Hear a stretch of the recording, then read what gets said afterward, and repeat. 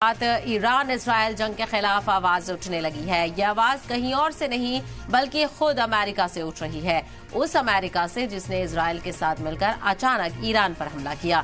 दरअसल अमेरिकी सीनेट की सुनवाई के दौरान हंगामा मच गया जब एक अमेरिकी फौजी ने खुलकर इसकी मुखालफत की और खुलकर कहा कि हम ईरान के खिलाफ जंग के लिए नहीं लड़ेंगे और कोई भी जवान इजराइल के लिए जान देने को तैयार नहीं है। ये सिर्फ लफ्ज नहीं, ये अमेरिकी फौज के अंदर एक बड़ा सवाल खड़ा कर रहा है।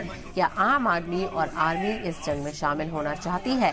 ये बड़ा सवाल है। अमेरिकी सीनेट की सुनवाई के दौरान हंगामे की खबर है। आपको बता चले, एक अमेरिकी फौजी ने ईरान जंग की मुखालफत की है। ईरान जंग की मुखालफत करते हुए